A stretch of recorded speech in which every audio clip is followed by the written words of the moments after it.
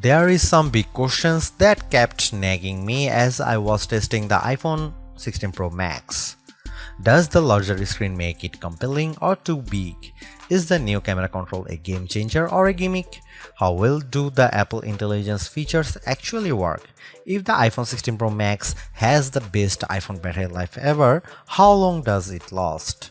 After testing this flagship phone for several days, I'd say that it is indeed a handful, and while I am encouraged by some of the Apple Intelligence features I tested in a beta that's arriving next month, more AI capabilities will be coming later.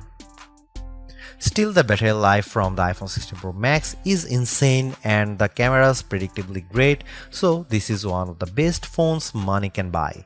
Apple clearly still has some catching up to do with AI, and the design hasn't changed much with the exception of slightly slimmer bezels. But this is the new iPhone I'd buy with my money. The ginormous 6.9-inch iPhone 16 Pro Max starts at $1,199 US with 256 GB of storage and goes on sale September 20. You can upgrade to 512 GB for $200 more, and another $200 will get you 1 TB.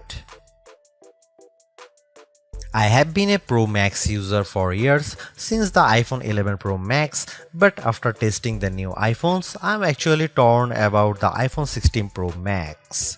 It has the largest display ever of any iPhone at 6.9 inches. Yes, the thinner bezels help keep the device somewhat compact, but it is still taller, wider and heavier than the iPhone 15 Pro Max, which I thought was the near perfect size and weight for a big screen phone.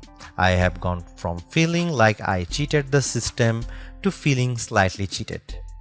This might be an unpopular opinion, but I think the new Pro Max is a little too big, at least for my hands. It's more of a stretch now to do simple things like scrolling through web pages or TikTok, and once you put a case on your iPhone 16 Pro Max, it's like a mini tank. The good news is that the Pro Max is built to be more durable. In addition to having a titanium band, Apple claims that the improved ceramic shield display on this model is 50% tougher than the last generation.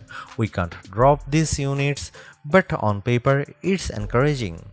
The iPhone 16 Pro Max comes in 4 colors: titanium white, titanium black, natural titanium, and desert titanium. Our iPhone 16 Pro came in the natural, which looks fairly modern, but I prefer the desert color as it pops more.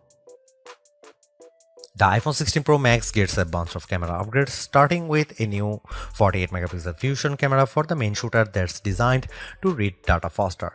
The result should be zero shutter lag and faster focus. I took some shots of people passing by on scooters and moving taxis at the same time on the iPhone 16 Pro Max and iPhone 15 Pro Max, and the new iPhone was indeed faster. The results were not necessarily sharper too, as you can see in this side-by-side comparison.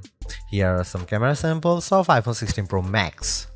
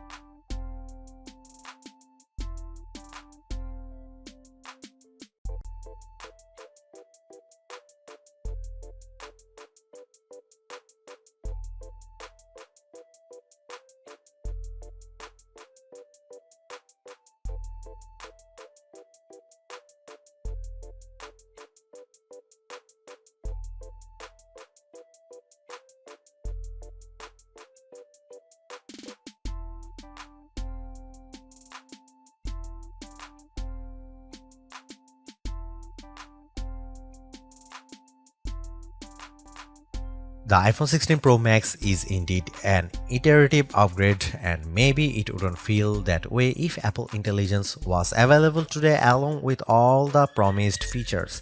Instead, it's going to trickle out over time, so I would not to be in a rush to upgrade.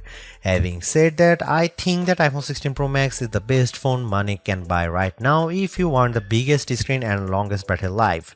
It lags in zoom versus the S24 Ultra, but you get more endurance, better camera quality, and plenty of creative features like photographic styles and audio mix.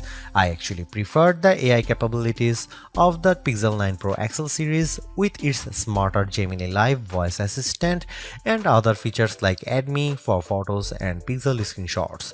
But the Pixel's performance and battery life trail the iPhone 16 Pro Max.